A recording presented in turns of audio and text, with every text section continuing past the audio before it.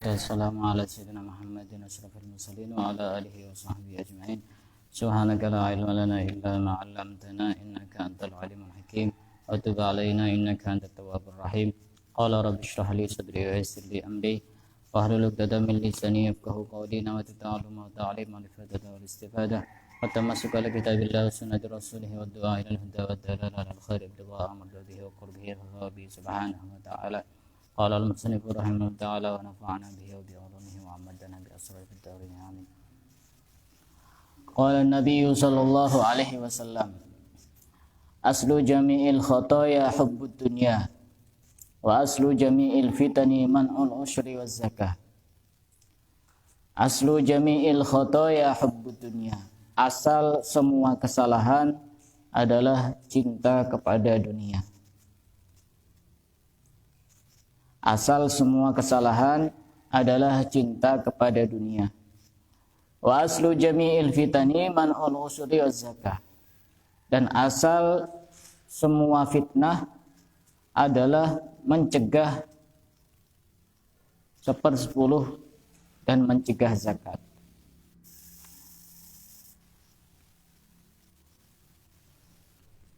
Di sini kita akan bahas sabda Nabi bahwa Rasulullah bersabda, semua kesalahan itu bersumber dari cinta terhadap dunia.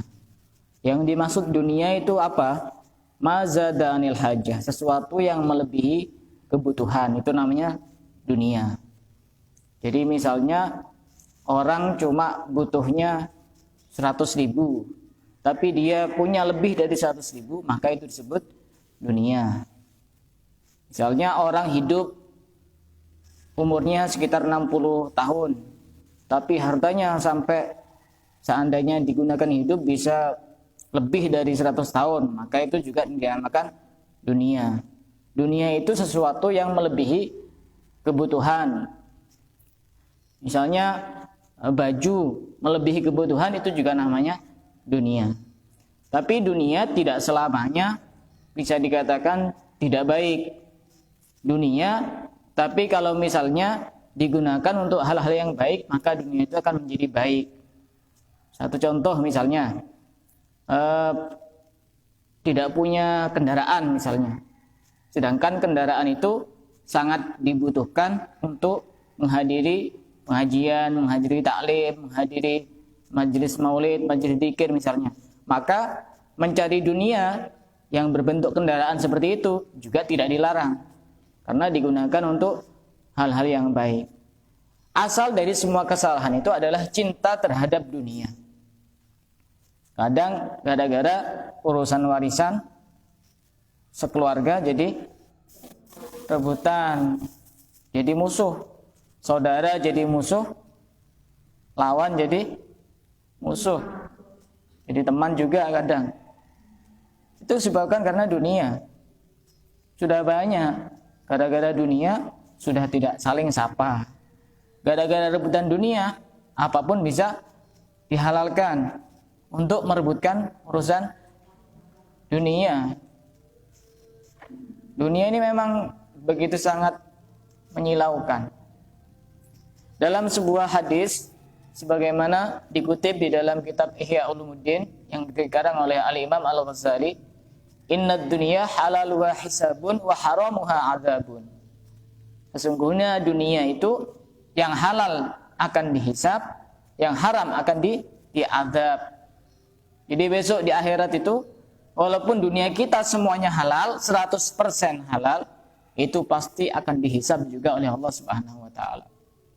Karenanya besok di akhirat itu orang yang paling dulu masuk surga bukan orang kaya. Kenapa? Pertanyaannya banyak. Misalkan kamu punya ini, dari mana? Digunakan apa? Uangnya dari mana? Tiap hari dipakai apa? Tapi kalau orang miskin, punyanya cuma rumah, punya ini, ya sudah, pertanyaannya itu sangat sedikit. Sudah selesai hisabnya langsung disuruh masuk surga. Halalnya itu dihisab, haramnya diazab. Apalagi yang haram. itu dunia. Karenanya ada seorang sahabat berkata yang bernama Yahya bin Mu'ad, musibatani lam yasma al-awwaluna wal akhirun bimislihima lil abdi fi malihi inda mautihi. Ada dua musibah yang tidak pernah didengarkan dari orang-orang terdahulu dan orang-orang sekarang, yang melebihi dari dua musibah tersebut di dalam hartanya ketika orang meninggal dunia. Wa ma huma, apa dua musibah itu? Yu'khadu minhu kulluhu wa yus'alu anhu kulluhu. Harta itu ketika orang meninggal dunia diambil semua sama orang yang masih hidup. Walaupun seperti itu, dihisab juga semuanya besok di hadapan Allah Subhanahu wa taala. Dunia itu beda dengan selain dunia. Dunia akan diberikan Allah kepada siapapun yang tanpa terkecuali kalau dunia. Dalam satu hadis disebutkan, innad dunya yu'tiha Allahu man yuhibbu wa man la yuhib. Sesungguhnya dunia itu akan diberikan oleh Allah kepada orang yang dicintai dan orang yang tidak dicintai. Semua dapat dunia kalau urusan dunia. Wala yu'til ilma illa man yuhibbuhu minal abror. Akan tetapi urusan ilmu itu hanya akan diberikan khusus kepada orang yang dicintai oleh Allah Subhanahu wa taala. Tapi kalau urusan dunia, semuanya dikasih tanpa terkecuali. Yang tidak nyembah saja, orang kafir saja bisa makan, dikasih rezeki sama Allah. Kok kita sebagai orang muslim, orang mukmin, mau sholat, mau puasa, mau belajar, mau cari ilmu, kok tidak yakin yang ngasih rezeki adalah Allah? Karenanya dalam satu ayat yang lain Allah itu berfirman di dalam Al-Quran, innallaha huwar razzaq. Kalau kita kaji dalam ilmu nahwu sharaf, inna itu taukid, lit taukid, untuk menguatkan sesungguhnya. Biasanya sesungguhnya itu kan untuk meyakinkan orang. Sesungguhnya, innallaha, sesungguhnya Allah, huwa, Allah. Diulang lagi, sesungguhnya Allah, huwa, iya Allah, ar-razzaq adalah zat yang paling banyak memberi rezeki, yang maha memberi rezeki. Karena memang sebagian orang tidak yakin bahwa yang memberi rezeki adalah Allah. Kalau orang itu yakin bahwa yang memberi rezeki Allah itu hidupnya tenang, tidak gampang galau, sekarang tidak punya uang, besok ini gimana, tidak pegang uang. Harus yakin yang ngasih rezeki adalah Allah. Cicak saja itu hewan yang jalannya nempel di dinding, tapi makanannya nyamuk yang terbang. Tapi kenapa Allah bisa ngasih rezeki sama cicak? Padahal hewannya itu nempel di dinding, bisa makan cicak. Secara akal mestinya banyak cicak yang mati kelaparan karena korbannya itu hewan yang terbang. Tapi kenyataannya dikasih rezeki sama Allah. Kok kita tidak yakin? Lebih tawakal sama cicak dibanding manusia. Kita mestinya harus lebih cerdas daripada cicak. Dunia seperti itu memang. Pernah suatu ketika Nabi Ibrahim yang dijuluki Khalilullah, Nabi Ibrahim ini punya 4.000 anjing. 4.000 anjing. Anjing apa? Tidak haram. Anjing ini kalau mazhab Syafi'i hukumnya najis. Kalau mazhab yang lain, mazhab Maliki, hukumnya tidak najis. Jadi tidak usah suudon kalau ada anjing, ada orang punya anjing, orang Islam punya anjing. Karena memang anjing ini terjadi perbedaan pendapat di antara para ulama, apakah najis atau tidak najis. Beda dengan babi. Kalau babi, semua madhab sepakat bahwa babi ini adalah najis. Beda dengan anjing. Kalau anjing ada yang mengatakan tidak najis. Kenapa? Karena pada saat itu ketika ada hadis anjing menjilat wadah yang ada airnya, maka disuruh basuh 7 kali. Salah satunya dengan debu. Itu mazhab Syafi'i mengambil kesimpulan bahwa anjing itu najis. Tapi mazhab Maliki mengambil kesimpulan yang najis bukan anjingnya, tapi lidahnya. Jadi tidak najis. Jadi tidak usah suudon, itu kok pelihara anjing padahal orang Islam. Ya barangkali dia yang ikuti mazhab Maliki, tidak najis. Kalaupun kita dalam satu daerah misalnya, dan kita sulit untuk menghindari karena di sana terlalu banyak anjing, terutama daerah gunung itu biasanya, kayak Sumber Malang dan sekitarnya itu, banyak yang memelihara anjing. Kemudian kita ini sulit untuk menghindari, ya sekali-kali kita mengikuti mazhab Maliki, oh anjing tidak najis. Itu biar kita tidak was-was gitu. Mau sholat harus dibasuh 7 kali. Salah satunya dengan debu. Ya kalau ada debu. Kalau tidak ada, mana? Nabi Ibrahim ini punya 4.000 anjing. Untuk apa? Untuk menjaga hewan ternaknya. Tapi ini anjing bukan sembarang anjing. Fi unuki kulli kalbin taukun minadz dzahab. Setiap anjing itu dikasih kalung dari emas. Nah, ini ada orang yang bertanya kepada Nabi Ibrahim, "Lima fa'ala dzalik?" Kenapa engkau melakukan itu? Nabi Ibrahim jawabannya sangat cerdas. Li'anna dunya jifatun wa tullabuha kilabun. Karena sesungguhnya dunia adalah bangkai dan orang yang mencari dunia adalah anjing. Wa dafa'tuha litullabiha, maka aku ngasihkan kepada orang yang mencari dunia. Kita dikatakan sebagai anjing. Ya Nabi Ibrahim. Jadi dunia itu memang harganya sangat rendah, sangat murah sekali dibanding dengan urusan akhirat.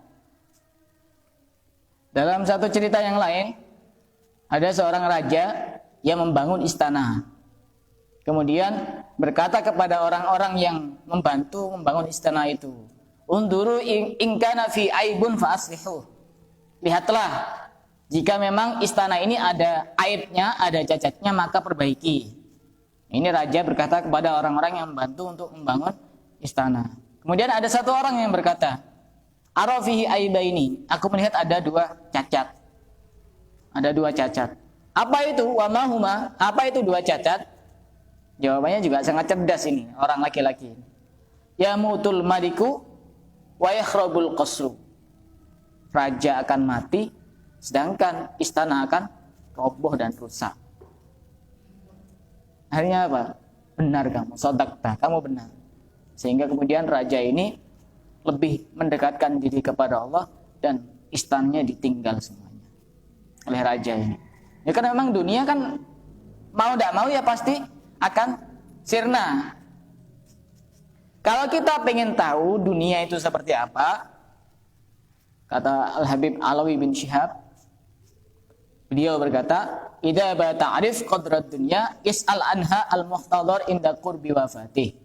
Jika kamu pengen mengetahui dunia itu seperti apa, tanyalah orang yang sedang sakaratul maut. Dunia kayak apa? Tidak mungkin dia menjawab, "Kamu harus setiap hari cari dunia, dari pagi, siang, sore, malam, cari dunia terus. Perkaya dirimu sendiri." Tidak akan mungkin berkata seperti itu. Dia yang lebih mengetahui apa hakikatnya dunia.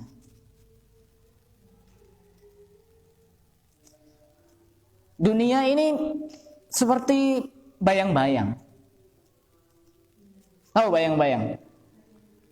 Semakin dikejar semakin tidak bisa didapatkan. Itu bayang-bayang. Makanya dalam satu hadis qudsi Allah berkata kepada dunia, "Ya dunia, man khadamani fakhdumi." Wahai dunia, orang yang melayaniku, kata Allah, maka layanilah dia. Jadi orang yang dekat dengan Allah itu tidak usah mengejar dunia. Sudah dikasih warning sama Allah kepada dunia itu. Wahai dunia, orang yang melayaniku, beribadah kepadaku, mendekat kepadaku, maka layanilah dia. Wa man khadamaki fastakhdimi. Dan orang yang melayanimu, kata Allah kepada dunia, wahai dunia, orang yang melayanimu fastakhdimi, maka jadikan dia pelayan. Kita sudah sering kali melihat orang yang sudah sibuk urusan dunia, pagi, malam, siang, semuanya untuk mengurusi urusan dunia, bahkan ke pasar sebelum subuh. Pulangnya menjelang maghrib. Beda urusan pengajian. Datangnya paling belakang, pulangnya paling awal. Ya, orang sekarang hadir pengajian itu cuma cari rame-ramenya. Beli bakso, beli apa, beli ini. Kalau sudah acara yang paling terakhir yaitu pengajian umum, ya, langsung pulang. Tidur. Makanya banyak para auliaillah, para orang-orang soleh, mereka seakan-akan tidak sibuk dengan urusan dunia, tapi kenapa dunia tidak pernah menjauh dari mereka? Ya karena Allah sudah pernah berfirman di dalam hadis qudsinya, untuk melayani dunia diperintahkan untuk melayani orang yang melayani Allah, dan untuk mempekerjakan orang yang melayani dunia. Kan sudah bisa kita lihat semuanya. Orang punya ilmu, orang soleh, para wali, tidak cari dunia, tapi dunia datang sendiri. Misalnya pengarang kitab ini, Syekh Nawawi Banten ini, salah satu karomahnya beliau itu setiap selesai sholat, dia membuka sajadahnya, di bawah sajadahnya ada banyak uang. Itu jangan ditiru. Kalau kita setelah selesai sholat buka sajadah, insya Allah banyak debunya di situ. Nggak kira nemu uang. Yang penting itu yakin kita ini fokus untuk ibadah, fokus untuk melakukan hal-hal yang diperintahkan oleh Allah, tapi juga tidak lupa dengan urusan dunia. Tapi jangan berlebihan mengalahkan akhirat. Bukan berarti kita kemudian tidak kerja. Aduh, cinta dunia itu asal dari semua kesalahan. Ya tidak seperti itu juga. Ya kita butuh dunia, ya butuh kerja, butuh makan, butuh ini, butuh itu, butuh pakaian, butuh kendaraan. Ya kita cari seperti itu. Tapi yang tidak diperbolehkan itu yang melebihi kebutuhan. Misalnya kebutuhan, kita juga bukan berarti dilarang misalkan mengumpulkan harta yang sangat banyak tapi bertujuan untuk anaknya, misalnya sudah disediakan untuk nanti kemudian anaknya butuh ini juga tidak berlebihan kalau seperti itu. Karena memang untuk kepentingan keluarga, dibanding nanti meninggalkan anak dalam keadaan miskin-miskin kemudian meminta-minta di jalan-jalan, itu justru tambah tidak diperbolehkan. Atau misalnya punya uang misalnya berapa miliar gitu, kemudian ada orang jual tanah di pinggir jalan, tidak ada yang mau jual, tidak ada yang mau beli, hanya dibeli, padahal sudah punya tanah, sudah punya rumah, boleh-boleh saja, dengan tujuan daripada nanti dibeli sama orang-orang yang tidak bertanggung jawab, akhirnya misalnya dijadikan diskotik, dijadikan kafe, dijadikan tempat-tempat karaoke dan seterusnya. Lebih baik dibeli. Seperti itu juga tidak berlebihan. Tidak berlebihan seperti itu. Ya sama-sama bagus. Kita memperbanyak mencari uang, mencari dunia, mencari harta itu juga sangat boleh ketika tujuannya baik. Misalnya daripada nanti uang ini diambil dan dimiliki sama orang-orang yang tidak bertanggung jawab, lebih baik saya yang menjadi orang kaya. Nanti akan saya salurkan kepada hal-hal yang baik. Itu dunia memang seperti itu. Bahkan dalam satu cerita, dulu itu ada Nabi Isa. Nabi Isa ini terkenal dengan gelar Ruhullah, Ruhnya Allah. Kenapa digelari Ruhullah?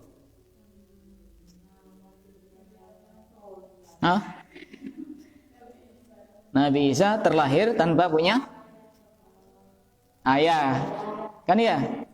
Ibunya Nabi Isa siapa? Maryam. Bapaknya siapa? Tidak ada. Makanya pada saat itu Sayyidah Maryam ini dituduh sebagai pezina, sebagai kalau istilah kasarnya PSK, atau istilah lainnya pelakor misalnya. Nah, itu sekelas wali difitnah, dicela, dihina. Kita bukan siapa-siapa, tidak mau dihina. Kita ini bukan orang mulia. Ya wajar-wajar saja kalau ada orang menghina kita itu. Jadi disebut pezina. Karena memang tidak tidak punya bapak, terlahir tanpa punya bapak. Akhirnya orang-orang menuhankan Nabi Isa. Jika memang karena alasan bahwa Nabi Isa terlahir tanpa punya bapak, maka mestinya yang lebih berhak untuk menjadi Tuhan itu Nabi Adam. Jika memang alasannya seperti itu, Nabi Adam terlahir tanpa punya bapak dan ibu, mestinya seperti itu. Ketika alasannya hanya karena tidak punya bapak. Karena ada dua orang ingin menemani Nabi Isa melakukan perjalanan. Dua orang. Akhirnya di tengah-tengah perjalanan Nabi Isa ini berhenti. Nabi Isa membawa bekal 3 roti. Orang dulu kan makanannya roti. Akhirnya dibagi satu-satu. Tinggal satu. Nabi Isa tidak ngambil itu yang satu. Masih tinggal satu. Akhirnya kemudian ditinggal sama Nabi Isa. Kemudian Nabi Isa balik lagi. Ternyata yang satu sudah tidak ada roti yang satu itu. Padahal kan orangnya cuma 3, satunya Nabi Isa itu. Akhirnya ditanya, mana satu roti yang barusan itu? Kedua-duanya menjawab, la adri, saya tidak tahu. Akhirnya ya sudah, padahal Nabi Isa sudah tahu ada yang ambil itu, salah satunya dari 2 orang itu. Akhirnya Nabi Isa melanjutkan perjalanan. Di tengah-tengah perjalanan Nabi Isa ini melihat ada seekor kijang, kemudian dipanggil seperti ini. Datang kijangnya, kemudian disembelih, dimakan, kemudian dihidangkan. Setelah dihidangkan, kemudian Nabi Isa nunjuk yang sudah dimakan itu, berkata, "Qum biidznillah," berdirilah dengan izin Allah. Tiba-tiba hidup kembali seperti sedia kala. Itu Nabi Isa untuk memancing, untuk menunjukkan kehebatannya Nabi Isa. Sudah, sekarang saya tanya lagi, siapa yang ambil satu roti? Tidak ada yang jawab. Jawabnya sama, saya tidak tahu. Ya sudah, dilanjutkan lagi perjalanan itu. Kemudian di tengah-tengah perjalanan Nabi Isa, di depannya ada laut. Akhirnya Nabi Isa menunjukkan kehebatannya lagi. Kita harus melewati lautan ini. Hanya melewati dengan berjalan kaki di atas laut. Jangan coba-coba itu. Kalau tidak berpengalaman dah kita bisa. Kecuali lautan-lautan yang lain. Berjalan di lautan air mata. Itu sudah sering itu. Akhirnya setelah melewati lautan, berjalan di atas lautan, Nabi Isa tanya lagi, siapa yang makan satu roti? Lagi-lagi tetap tidak ada yang jawab. Jawabnya sama, saya tidak tahu. Ya sudah, terus dilanjutkan lagi perjalanannya dengan Nabi Isa. Di tengah-tengah perjalanan, Nabi Isa ingin menunjukkan kehebatannya lagi. Di tengah jalan itu Nabi Isa melihat ada batu. Ada batu. Ada 3 batu. Kemudian diambil sama Nabi Isa dan ditunjuk langsung jadi emas. Nabi Isa bilang, ini ada 3 emas. Ya, 1 untuk kamu, 1 untuk kamu, 1-nya untuk orang yang ambil roti. Nah, ini mancing ini.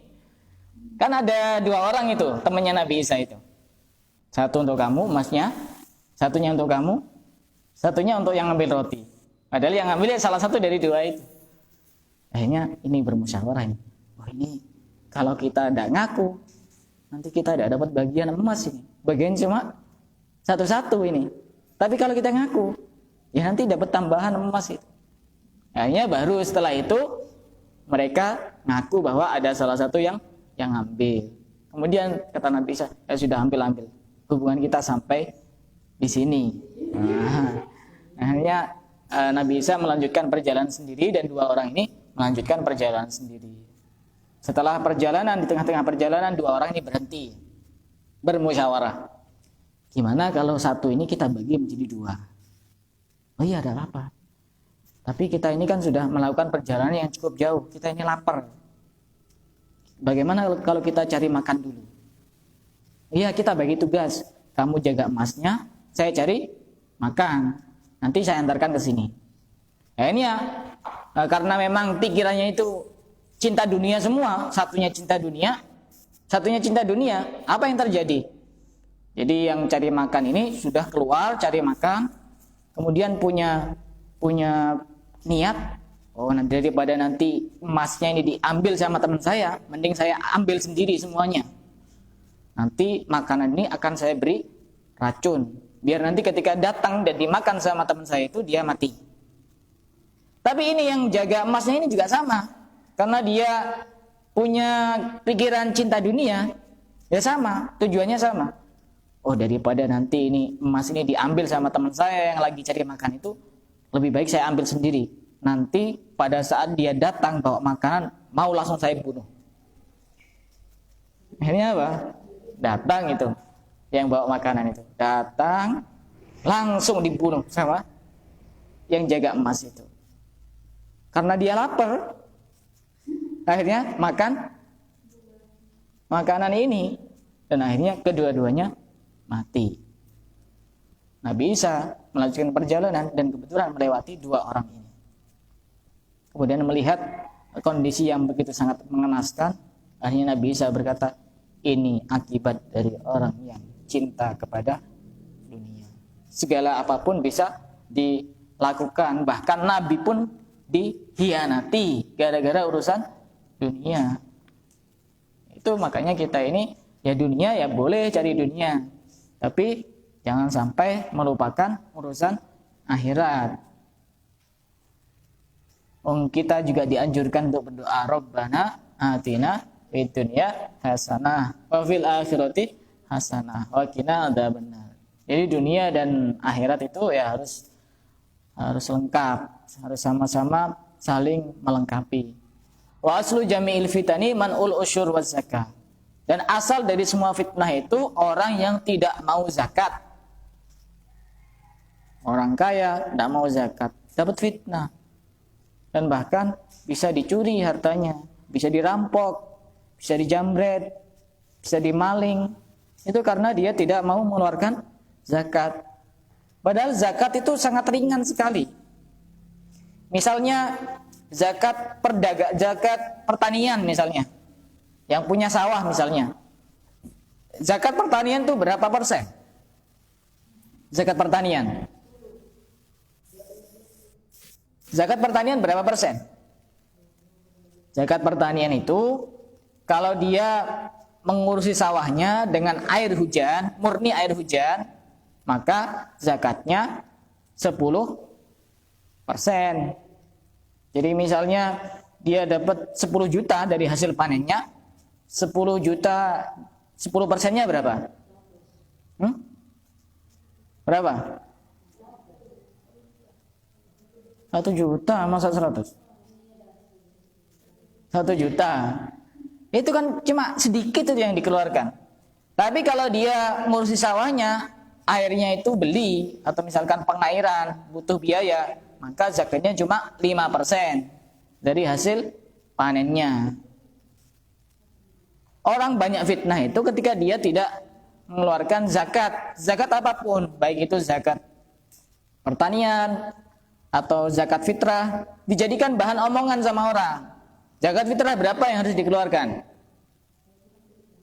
Berapa? Per orang berapa? Yang paling aman itu 3 kilo. Batas minimal 2,8. Kalau kita pengen aman dan sah, lebih baik 3 kilo. Biar sah. Kalau 2,5 itu masih banyak perbedaan pendapat di situ. Jadi cuma tinggal nambahi berapa itu. Misalnya per kilonya 10.000. Berarti kalau 3 kilo cuma 30.000. Daripada 5.000 kita tidak mau nambahi 5.000, kemudian menjadikan zakat kita tidak sah dan kita tidak dianggap melakukan kewajiban, menunaikan kewajiban, ya apa salahnya cuma nambahi cuma 5.000. Ya lebih baik itu. Karena asal dari segala fitnah itu adalah orang yang tidak mau mengeluarkan zakat. Zakat apapun itu. Zakat apapun itu. Kita lanjutkan makalah yang berikutnya. Man kana harakatut ta'ati dalilul ma'rifah kama anna harakatal jismi dalilul hayah.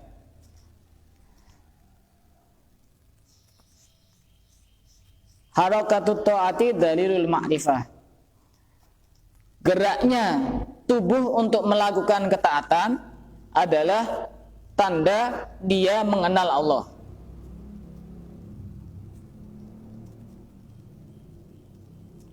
Kama anna harakatal jismi dalilul hayah. Sebagaimana gerakan badan menunjukkan bahwa dia hidup. Maksudnya orang itu kalau tubuhnya bergerak, itu tandanya dia masih hidup. Kalau sudah tidak bergerak, tandanya sudah mati. Begitu juga orang itu ketika dia melakukan ketaatan, maka itu tandanya bahwa dia mengenal Allah. Gerakan taat itu, gerakan melakukan kebaikan, gerakan melakukan amal soleh, itu tanda bahwa dia mengenal Allah. Semakin dia banyak melakukan ketaatan, semakin banyak dia mengenal kepada Allah. Contohnya gini, kita lebih sering mana berinteraksi dengan orang yang kita kenal atau dengan orang yang tidak kita kenal? Lebih sering dan lebih banyak waktu kita habiskan untuk berinteraksi dengan orang yang kita kenal, baik itu orang tua, saudara, keluarga, kerabat, sahabat. Itu kita lebih banyak waktunya untuk berinteraksi kepada mereka. Kepada orang yang tidak kenal, ya sedikit karena kita tidak kenal. Begitu juga orang melakukan ketaatan. Semakin dia banyak mengenal Allah, maka dia semakin banyak melakukan ketaatan. Berarti kalau orang tidak melakukan ketaatan, misalnya orang tidak sholat, berarti dia masih belum mengenal Allah. Orang tidak berpuasa, berarti dia masih belum mengenal Allah. Orang tidak mau mengeluarkan zakat, berarti dia masih belum bisa mengenal Allah. Atau mengenal tapi sedikit, sehingga dia tidak mau berinteraksi dengan waktu yang cukup banyak, tidak mau berbuat baik, tidak mau beribadah, tidak mau melakukan amal soleh. Jadi gerakan taat itu menunjukkan bahwa dia orang yang mengenal Allah. Sebagaimana geraknya badan itu menunjukkan sebuah kehidupan.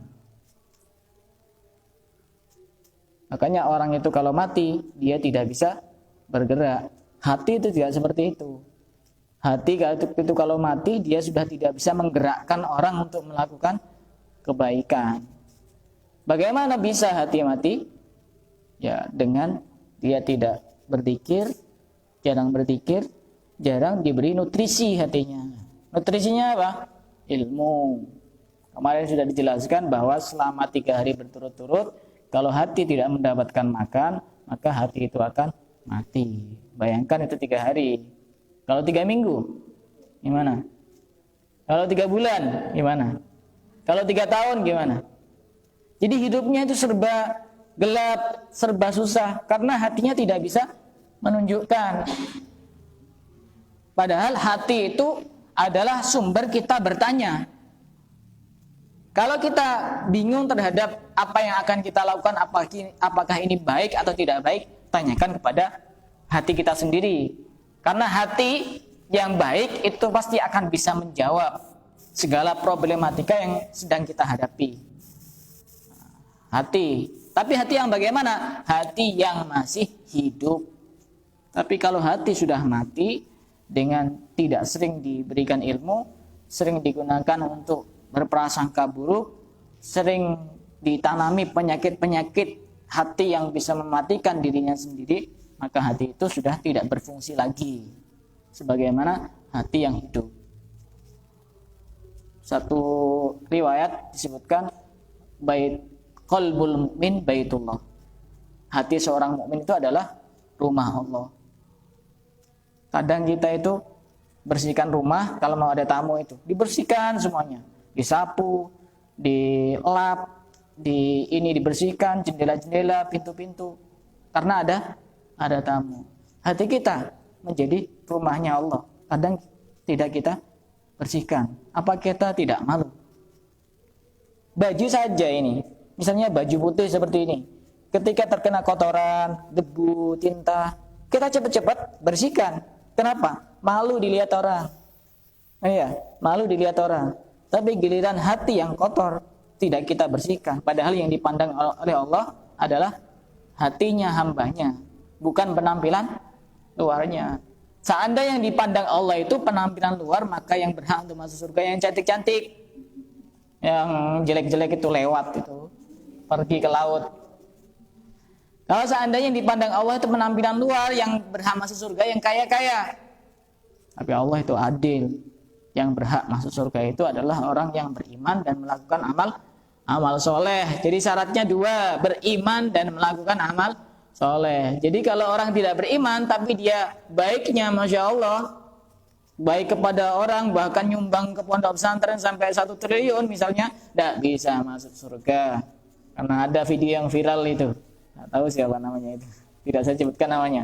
Jadi orang kafir katanya bisa masuk surga, padahal sudah jelas syaratnya masuk surga itu innalladzina amanu wa amilus sholihati. Amanu wa amilus sholihati, iman dan beramal soleh, harus kedua-duanya. Jadi orang kafir walaupun baiknya melebihi orang Islam, dia tidak masuk surga. Tapi Allah adil.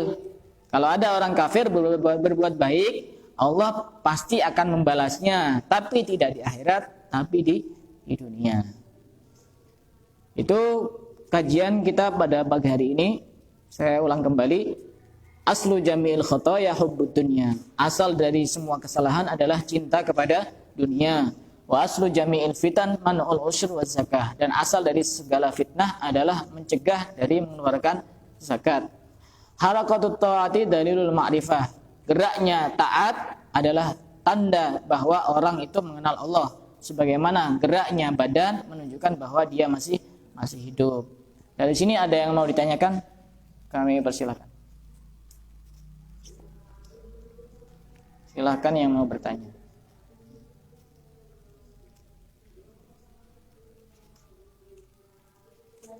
Ya.